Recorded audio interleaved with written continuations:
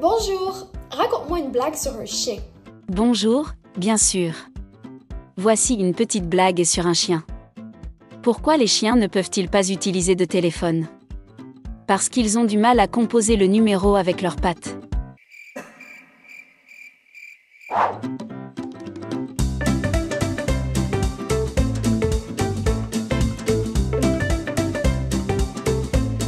ChatGPT. Tu as probablement déjà entendu ce mot puisqu'il est sur toutes les lèvres depuis sa sortie fin novembre 2022.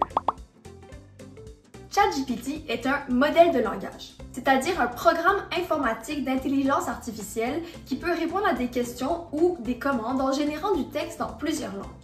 Il se base sur une très grande quantité d'informations qu'on lui a apprises. Ce qui est vraiment impressionnant, c'est qu'il est capable de reproduire la façon de communiquer très naturelle des humains. Regardons ensemble comment il fait.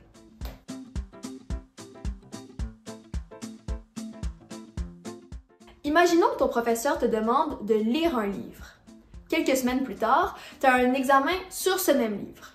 Lorsque tu lis la question, tu réfléchis, cherches dans ta mémoire la bonne réponse selon toutes les choses que tu as lues.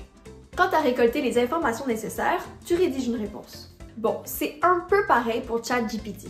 Lorsqu'on lui pose une question, il recherche dans sa base de données les mots présents dans notre question. Sa base de données, c'est comme le livre que tu as lu, sauf que ce sont des milliers de textes qui viennent de sites web, de livres, d'articles ou de vidéos.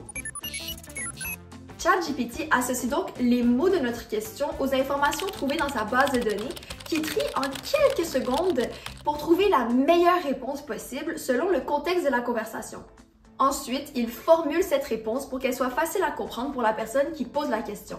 Il peut aussi fournir plusieurs réponses différentes à la même question. Bon, ChatGPT a quand même certaines limites pour éviter qu'il ne formule des propos racistes ou sexistes, par exemple. Il est aussi important de comprendre que ce n'est qu'une machine qui n'a aucune émotion ou notion du bien ou du mal. Et il n'a pas toujours raison non plus. Allons lui demander pourquoi. As-tu toujours raison? En tant que modèle de langage, je n'ai pas de croyance ni d'opinion. Je ne peux donc pas dire si j'ai toujours raison ou non. Ma fonction est de fournir des informations et des réponses en fonction de mes connaissances et de ma programmation. Cependant, il est possible que mes réponses ne soient pas toujours exactes ou appropriées dans certains contextes, car je ne suis pas capable de comprendre le contexte et la nuance de chaque situation. Je pense que ça veut dire qu'il n'a pas toujours raison.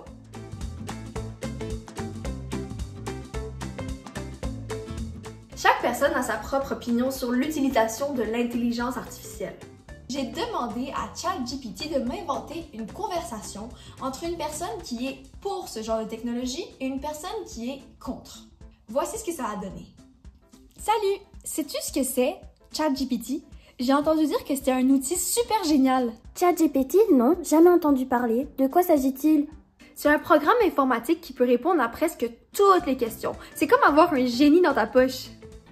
Ça a l'air cool, mais je ne suis pas sûre que ce soit une bonne chose. J'ai peur que les gens l'utilisent pour tricher. Ah bon?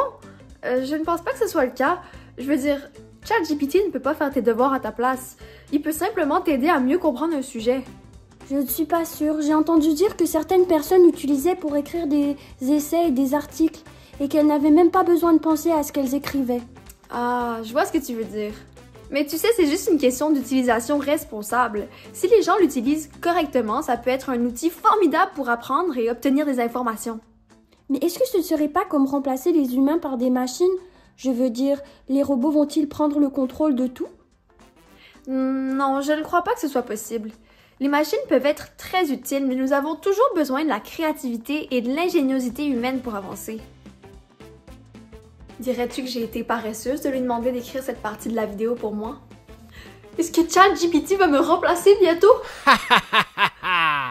Au final, les écoles n'ont pas encore toutes décidé si elles autorisaient l'utilisation de ChatGPT pour t'aider avec tes devoirs. Mais tant que ton école ne s'est pas prononcée sur le sujet, ça pourrait être considéré comme du plagiat. Alors je te conseille d'être prudent. Dis-nous ce que tu penses de tout ça!